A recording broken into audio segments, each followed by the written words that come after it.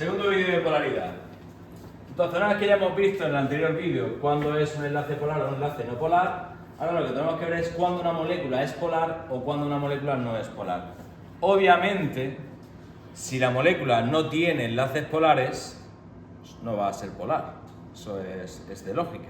Si una molécula, los enlaces son apolares, ¿cómo va a ser la molécula polar? Eso es imposible. Vale. Pero puede ocurrir que la molécula tenga enlaces polares y que sea la molécula bien polar o bien sea no polar.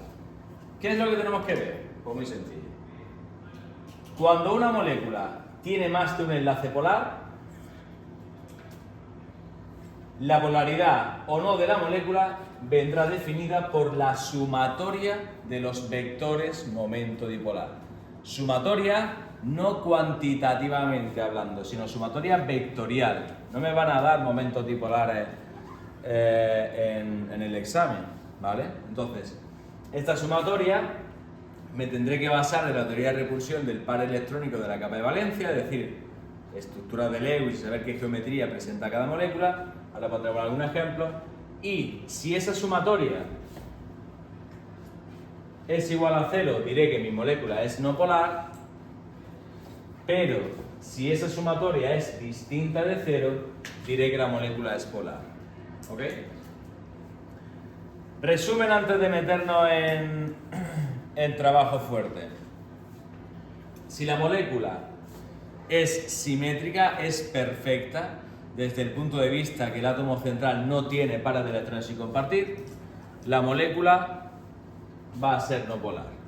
En cambio, si la molécula es asimétrica, es decir, si tiene el átomo central tiene pares de electrones sin compartir, la molécula será polar. Distintos ejemplos. Por ejemplo, una molécula de tipo AB2. A, un átomo unido a otros dos átomos distintos, como por ejemplo puede ser el cloruro de berilio. Aquí hay dos dipolos eléctricos. ¿Por qué? Porque aquí hay un enlace compartido, aquí hay otro enlace compartido. El cloro es más electronegativo que el berilio, genera un dipolo hacia la izquierda.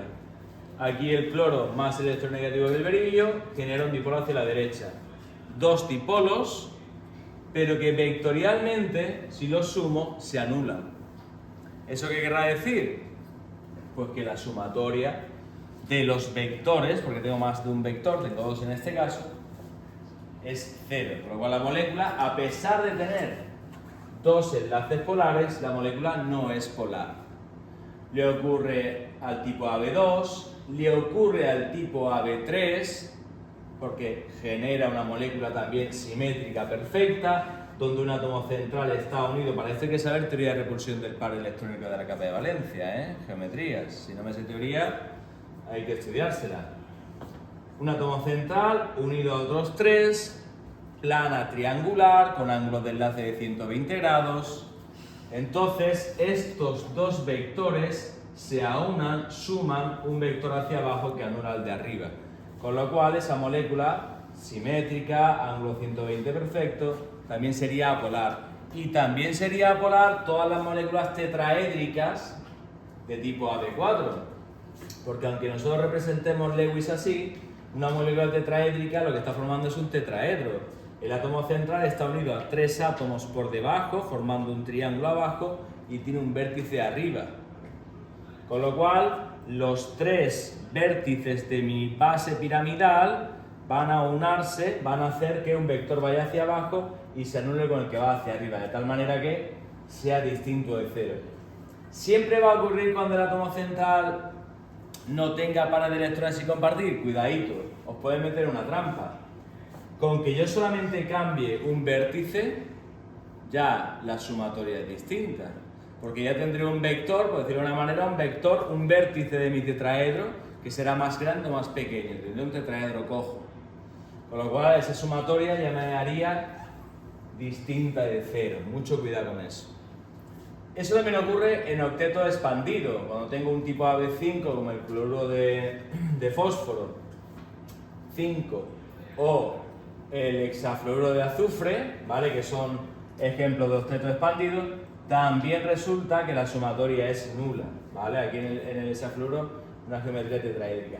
Pero en cambio, cuando me empiezo a encontrar moléculas, como por ejemplo el SO2, donde el átomo central ya tiene un par electrónico sin compartir, fijaos en el SO2 parece o se le parece mucho al CO2, es un átomo unido al oxígeno, ¿vale?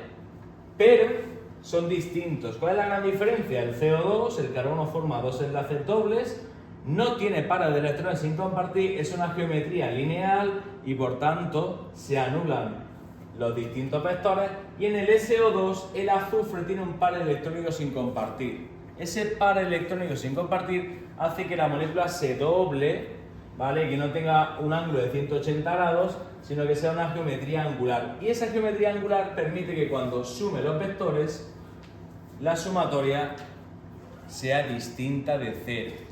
Ocurre también en moléculas como el amoníaco, que también tiene un par electrónico sin compartir, ¿vale? Ese par electrónico hace que en vez de tener un ángulo de 120 grados, como puede ser el borano, pues ese par electrónico hace que se cierre, que deforme la molécula y tenga una geometría piramidal trigonal con un ángulo de enlace de 107,3 grados y por tanto esa sumatoria también sea distinta de cero. Y también ocurre, pero todos tienen en común lo que he dicho al principio del vídeo, que tienen algún par electrónico sin compartir, por ejemplo la molécula de agua. La molécula de agua, H2O, si yo no hago Lewis, pues puedo interpretar que es una molécula lineal y no es lineal, y más si he dado biología, porque sabemos que el ángulo que forma la molécula de agua es de 104,5 grados. ¿Pero por qué forma 104,5 grados? ¿Por qué es caprichosa? No, porque el átomo de oxígeno tiene dos pares de electrones sin compartir y hace que se deforme, que sea una molécula asimétrica. La deformación queda un poco así fuerte de decirlo, pero es realmente así. Y entonces al sumar esos dos vectores en momento dipolar me dé una sumatoria distinta de cero.